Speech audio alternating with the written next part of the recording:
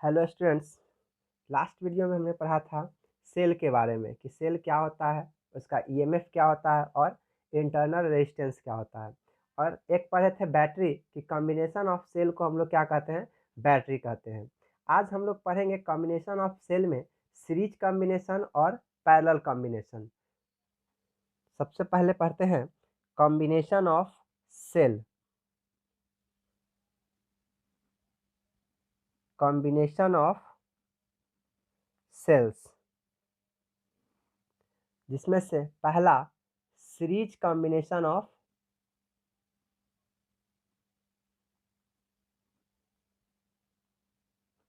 Sales. Series combination किसको कहा जाता है? जब किसी सेल का पॉजिटिव टर्मिनल नेक्स्ट वाले सेल के नेगेटिव टर्मिनल से कनेक्ट हो और उसका पॉजिटिव टर्मिनल फिर किसी दूसरे के नेगेटिव टर्मिनल, मतलब एक का पॉजिटिव दूसरे सेल के नेगेटिव से और दूसरे का फिर पॉजिटिव तीसरे के नेगेटिव से कनेक्ट होता है। इस तरह के कॉम्बिनेशन को हम लोग सीरीज कॉम्बिनेशन कहते हैं। जैसा कि रेजिस्टेंस में भी पढ़े थे, इंड टू इंड कॉम्बिनेशन जो होता है वह सीरीज कॉम्बिनेशन होता है। तो हम लोग मान लेते हैं कि जो सीरीज कॉम्बिनेशन में हमें जो कनेक्ट करना है उसमें n आइडेंटिकल सेल्स हैं। हमारे पास n नंबर ऑफ सेल्स है, जो सारे सेल्स का इंटरनल रेजिस्टेंस स्मॉल r और ईएमएफ ई है। तो यहाँ पे लिखते हैं suppose n identical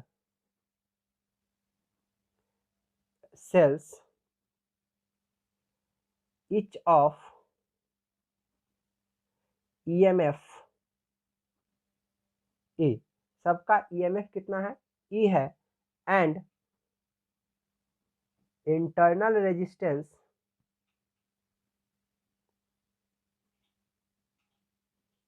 small are.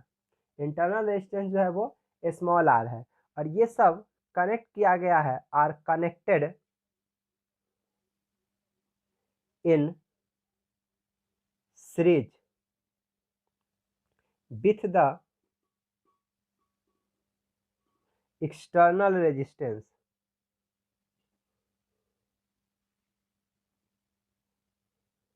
Capital R. एक एक्सटर्नल रेजिस्टेंस है कैपिटल आर, जिसके साथ इन सारे सेलों को सीरीज कॉम्बिनेशन में जोड़ा गया है। तो इसका जो फिगर होगा वो इस ढंग से दिखेगा, दैट इज यह एक सेल है। सेल का ये सिंबल है कि एक लॉन्ग और एक शॉर्ट लाइन होता है। लॉन्ग जो होता है वो थिन होता है, शॉर्ट जो होता है वो थिक होता है। लॉन्ग वाले टर्मिनल को हम लोग पॉजिटिव टर्मिनल मानते हैं और शॉर्ट वाले टर्मिनल को निगेटिव टर्मिनल मानते हैं। और इसका ईएमएफ ई है और इसके साथ जो इंटरनल रेजिस्टेंस है वो आर है। और इस तरह से और भी सेल्स कनेक्ट किए गए हैं जो कि सबका सेल का ईएमएफ ई और इंटरनल रेजिस्टेंस आर है। इस तरह से n number of cells connected हैं और ये सारे सेल्स सीरीज में कनेक्ट है एक एक्सटर्नल रेजिस्टेंस आर के साथ, कैपिटल आर। अब अगर इस कॉम्बिनेशन में देखा जाए तो टोटल ईएमएफ जो होगा, इक्विवेलेंट ईएमएफ, वो सबका पॉजिटिव टर्मिनल एक ही साइड घुमा हुआ है, मतलब एक का पॉजिटिव दूसरे के निगेटिव से कनेक्टेड है। तो सबका ईएमएफ अगर हम लोग कनेक्ट करते हैं उसके बाद एक करंट को देखते हैं कि करंट जो है सर्किट में वो आई करंट फ्लो कर रहा है। तो हमारा जो ओवरऑल ईएमएफ होगा वो E1 plus E2 plus E3 plus dot dot dot EN, मतलब जितने भी ईएमएफ हैं वो सारे ईएमएफ को हम लोग अगर ऐड करें तो वो जो हमारा ईएमएफ आएगा वो इक्विवेलेंट ईएमएफ आएगा। अगर सारा वैल्यू सेम हैगा तो N इंटू ई होगा, क्योंकि N नंबर ऑफ ईएमएफ को ऐड करना है। तो सबका वैल्यू ई है, अगर N है तो हमें कितना मिलेगा, N इंटू ई। तो इक्विवेलेंट ईएमएफ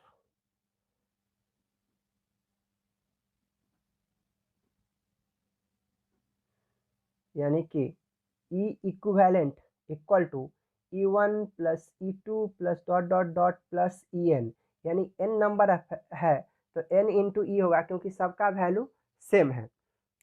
उस तरह से अगर हम इंटरनल रेजिस्टेंस का इक्विवेलेंट देखें, द इक्विवेलेंट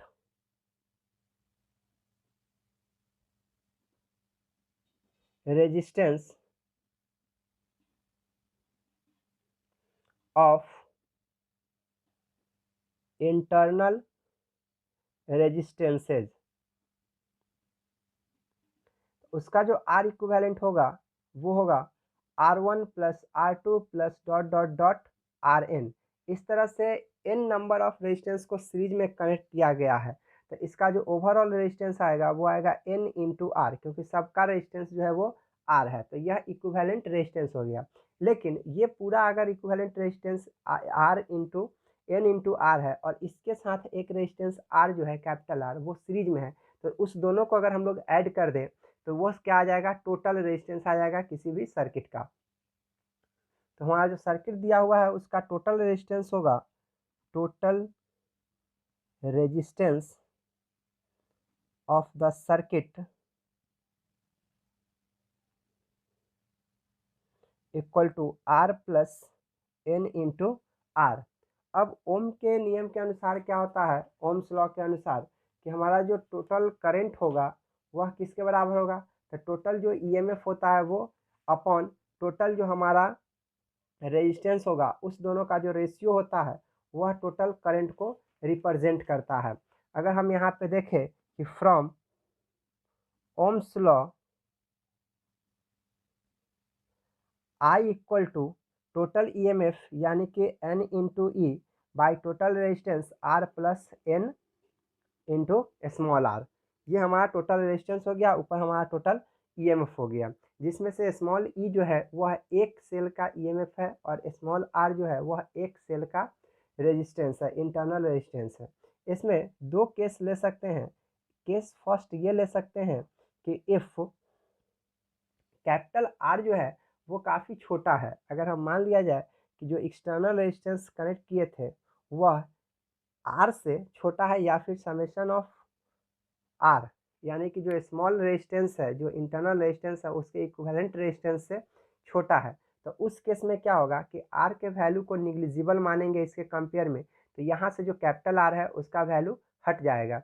तो आई का जो वैल्यू आएगा वो आएगा n E by N into are, N से एन कैंसिल होगा जो कि ई बाई आर के बराबर होगा। इसका मतलब हुआ कि जो करंट फ्लो कर रहा है वो एक सिंगल सेल के बराबर होगा, किसी एक सिंगल सेल से जो करंट जाएगा उस करंट के बराबर होगा टोटल करंट, यानी current due to a single cell. इसको हम लोग लिख सकते हैं कि यह किसके बराबर हो गया, current due to a single cell, किसी एक सेल से जो करंट निकलेगा उस सेल के बराबर होगा। केस सेकंड क्या होगा,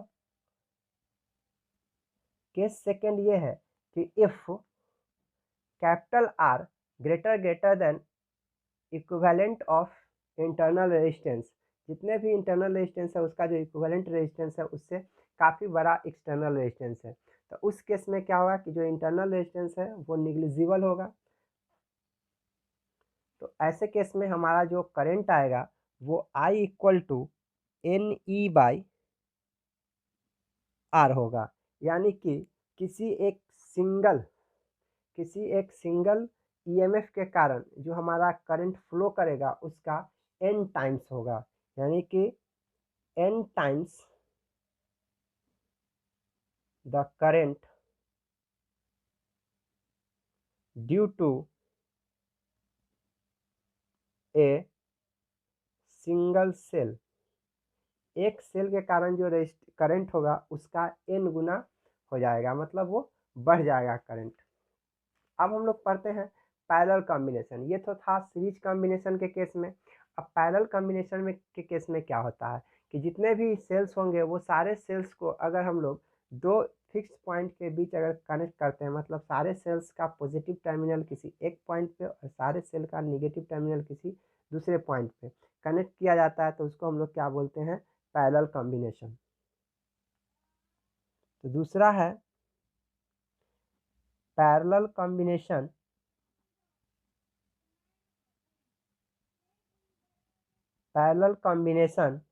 ऑफ सेल्स। इसमें भी उतना ही नंबर ऑफ सेल्स लेते हैं, n नंबर ऑफ सेल्स लेते हैं। Suppose n sales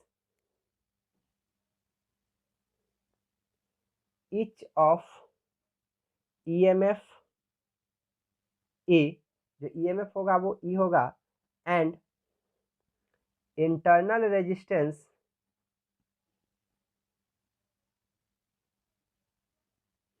small r, जो हमारा इंटरनल रेजिस्टेंस है वो है स्मॉल आर, और इन सबको कनेक्ट किया जाना है, आर कनेक्टेड इन पैरेलल, सबको पैरेलल कनेक्ट करना है, parallel to the external resistance, एक एक्सटर्नल रेजिस्टेंस के साथ, एक्सटर्नल रेजिस्टेंस आर, इसके साथ हमने क्या किया है, कनेक्ट किया है, जो कि पैरेलल कॉम्बिनेशन में है। तो इसका जो फिगर होगा वो कैसा होगा, हमारे पास एक सेल हुआ जिसमें एक इंटरनल रेजिस्टेंस है, एक दूसरा सेल है,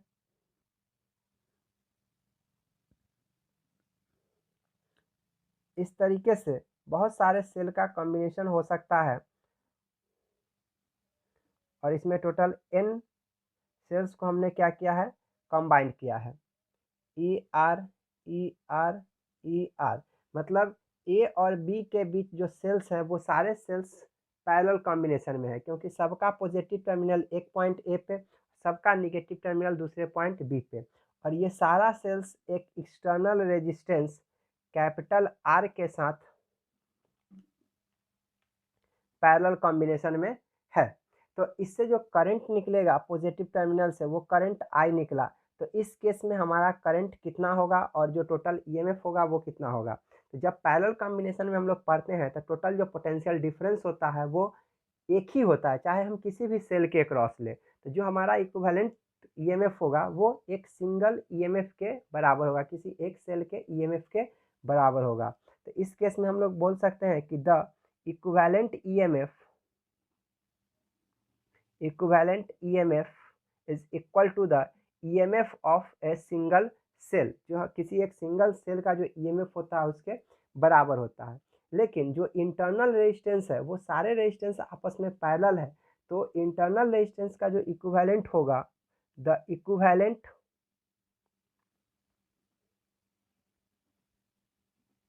रेजिस्टेंस ऑफ इंटरनल रेजिस्टेंसेज वो कैसा होगा, तो 1/R इक्विवेलेंट जो होगा वो किसके बराबर होगा, तो 1/R1 plus 1/R2 plus dot dot dot plus 1/Rn, इस तरह से होगा। अगर ये सारे का रेजिस्टेंस अगर n है, सॉरी अगर सबका रेजिस्टेंस अगर R है, तो हम नीचे जो हमारा एलसीएम होगा वो R होगा, R से डिवाइड करने पे हमेशा 1 मिलेगा, और ऊपर 1 प्लस 1 प्लस 1, इस तरह से total n number of terms को अगर ऐड करते हैं 1 को तो n/R हो जाएगा। इस केस में जो हमारा R इक्विवेलेंट होगा वो क्या आएगा, R/n आएगा। वैसे भी कहा जाता है कि अगर एक ही तरह के या एक बराबर अगर रेजिस्टेंस हो और सबको पैरेलल कॉम्बिनेशन में कनेक्ट किया गया हो, तो उसका जो इक्विवेलेंट रेजिस्टेंस होता है वो किसी दिए हुए रेजिस्टेंस, जो एक बराबर रेजिस्टेंस दिया गया है उसका वैल्यू, और डिवाइड करना रहता है जितने नंबर ऑफ रेजिस्टेंस को हमने कनेक्ट किया है पैरेलल में, उससे डिवाइड कर देते हैं, तो वह उसका इक्विवेलेंट रेजिस्टेंस आ जाता है। अब ये जो इक्विवेलेंट रेजिस्टेंस होगा तो इस टोटल रेजिस्टेंस का एक वैल्यू आया, और वो सर्किट के साथ अकेला एक सर्किट बच गया एक्सटर्नल रेजिस्टेंस, तो उसके साथ तो फिर सीरीज में होगा। तो इस कैपिटल आर के साथ जो हमारा इक्विवेलेंट रेजिस्टेंस होगा वो सीरीज कॉम्बिनेशन में होगा, तो सर्किट का टोटल रेजिस्टेंस जो होगा वो क्या होगा, कैसे निकालेंगे, तो हम लोग इस तरह से निकाल सकते हैं कि total resistance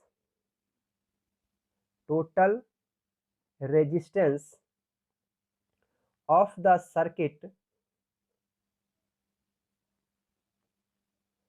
equal to R plus small r/n, यानी कि ये हमारा क्या हो गया, टोटल रेजिस्टेंस हो गया। अकॉर्डिंग टू ओम्स लॉ जो हमारा करंट होता है वो total EMF by total resistance होता है। तो ये फ्रॉम ओम्स लॉ हमारा जो करंट होगा वो total EMF E by total resistance R plus small r by n होता है। हम चाहें तो इसे थोड़ा सा सॉल्व भी कर सकते हैं। हम ऐसे भी लिख सकते हैं I equal to N E by, ये आया कहाँ से, तो जो नीचे एन ई था वो ऊपर चला, एन जो था वो ऊपर चला गया, और यहाँ पे जो एलसीएम लिए वो एन आर प्लस आर हो गया। इस चीज़ को आप देख सकते हैं कि ये कैसे आया है। हम एक बार यहाँ भी लिख सकते हैं कैसे आया है। अगर हम नीचे वाले को R plus r by n का अगर इसमें से एलसीएम लेते हैं तो नीचे आएगा एन, और इससे अगर डिवाइड किया जाए तो वन आएगा। अगर हम इसको लिखें कि वन से डिवाइड करें तो एन आएगा, एन से मल्टीप्लाई किए आर में तो एन इंटू आर आया, प्लस इस एन से डिवाइड किए एन में तो वन, वन से मल्टीप्लाई किए आर में तो आर, ऊपर ई था। अब ये एन ऊपर चला गया तो एन इंटू ई हो गया, नीचे n into R plus r बच गया। तो ये हमारा करंट आ गया उस सर्किट का। अब इसमें भी दो केस हो सकता है। केस फर्स्ट ये है, if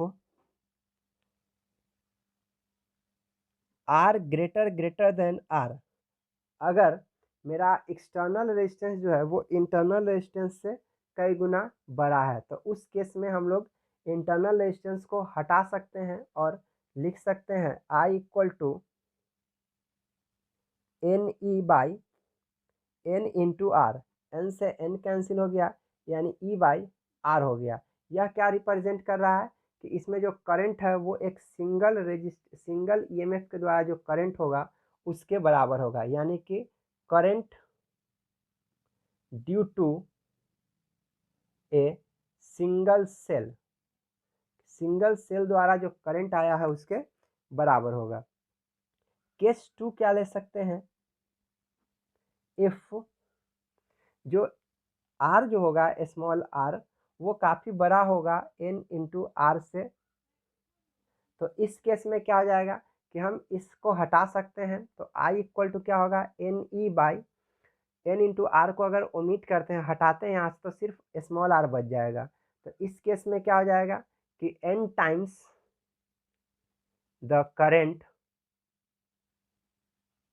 due to a single cell, एक सेल के कारण जो करंट होगा उसका एन गुना हो जाएगा ये। तो ये था हमारा सीरीज कॉम्बिनेशन और पैरेलल कॉम्बिनेशन ऑफ सेल।